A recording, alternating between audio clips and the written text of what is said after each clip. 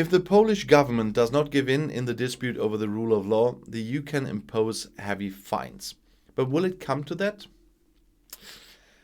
On this Monday, that means when you watch this video will be yesterday, a deadline from the EU Commission to the Polish government expired in the dispute over the reform of the judiciary that has been going on for years.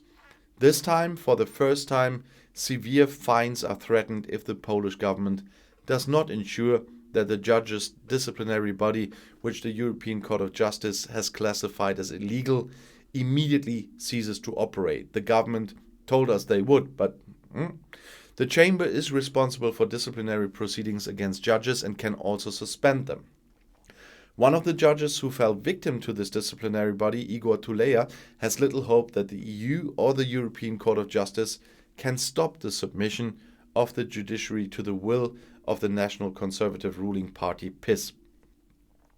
Europe should, of course, act more decisively and much faster. The whole world has known what is happening to the judiciary in Poland for almost 6 years and is doing nothing about it. Okay, I have to disagree with him there. But he says, and the actions of the European Commission are pretty ridiculous, said Tuleya in Warsaw. Judge Tuleya, who is no longer allowed to sit on the judge's seat of the district court in Warsaw, has been wrestling for 6 years with prosecutors, courts, and the disciplinary body who want to silence him after 25 years in the profession. He is critical of the PiS and, like many of his colleagues, lawyers and members of the opposition, accuses the government of abolishing the independence of the judges, one of the foundations of every constitutional state in the EU. It is not about how Poland organizes its independent judiciary, but whether there is still one at all, said the former EU ambassador to Poland, Marek Prawda. The Polish career diplomat, who was also ambassador in Berlin, assumes that the wheel can still be turned back. Now that the PiS government is realizing that the dispute with Brussels is really about money, a relenting seems conceivable. And at the European level, of course, the question is whether the court rulings from Poland can be recognized as fair and free, says the EU expert Pravda. If the EU Commission can argue that there is no longer any legal protection in Poland, it no longer has to transfer any money or grants to Warsaw. The Deputy Prime Minister and PiS chairman Jarosław Kaczyński announced that the government would abolish the heavily criticized disciplinary body. But it is not doing this because of the orders of the European Court of Justice, but because the disciplinary body is not fulfilling its purpose. That is, it's not sufficiently quick to remove and punish unpleasant judges. So you have to fear that this is not a relenting but only a camouflage, says Michal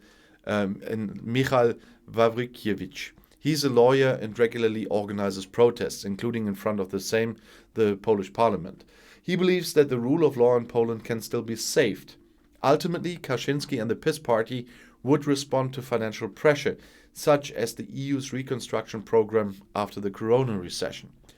We will see that all these judgments from the European Court of Justice in Luxembourg and the European Court of Human Rights in Strasbourg will have effect at some point. Polish judges will get new instruments to defend themselves within the system. Step by step, we will regain the rule of law. I think the time will come next year, he says. Judge Tuleya, who's waiting for the next twist in his trial in his apartment filled to the ceiling with books, is not so confident but rather frustrated. He says, in the past, everything really revolved around the court. Now my life looks completely different. I now have to fill the time that I used to devote to work at the court somehow. But this life has actually been turned upside down. It's very different from the last 25 years. The indomitable judge became a symbol of the protest movement against the abolition of the rule of law. His likeness can be found as colorful graffiti on posters and house walls in Warsaw, also near his old court. He still has an office there that he is not allowed to enter. The dispute over the abolition of the disciplinary body for judges is only one of many conflicts. In the meantime, the government has brought the judges at the Constitutional Tribunal and the Supreme Court more or less under its control. The appointment of judges in all of Poland is no longer a kind of self-administration as it used to be, but is now decided by the parliamentary majority. That means the PiS and the State Judicial Council. The European Court of Justice in Luxembourg has denied the necessary independence to the National Judicial Council. Here too, the EU judges see the rule of law in serious danger. The head of State Justice Council is loyal to the PiS government, and he was even doing that in a Deutsche Welle interview. Pavel Stirner accuses the ECJ of judging only on the basis of opinion but not facts. He said, "I would like to categorically emphasize that the State Judicial Council is independent of any influences and any political factors and also of any pressure from the legislature. And we are an authority that makes all decisions independently. And we do not allow ourselves to be subjected to any pressure," said Judge Stirner. And as a private person, not as head of the powerful judicial authority, he adds, "I cannot confirm that there is a desire in Poland to embark on a course of confrontation with the European Union. I am not aware of that. I do not see that either." His killed judge colleague Tuleya, not killed, not literally speaking, wants to continue fighting for his reinstatement as a judge. But he no longer has much hope that under a PiS government he will be able to slip into the rope that means so much to him. He says, "But in the end the good prevails, most of the time," he says, stroking the black fabric of his judge's robe in his apartment. He can't smile while doing it. His gaze goes nowhere. For the former EU ambassador in Warsaw, Marek Prawda, the aim of the current National Conservative government is clear. The aim is for the government to rule the judiciary directly. Legal bodies are made up of political bodies. It is dangerous for judges to be critical or to judge the Minister of Justice and displease him. This development is dangerous for democracy in Poland, also for the legal system. The Polish Constitutional Court could dare the very big attack on the European legal order at the end of August. A decision is then pending on the question of whether, from the point of view of the highest Polish court, Polish law must take precedence over European jurisprudence.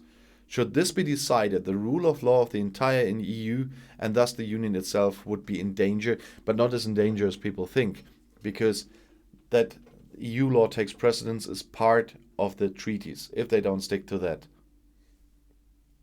it's not endangering that in all the other countries, because the countries that stick to their treaties, there won't be a problem. I'll see you in my next video. Bis gleich.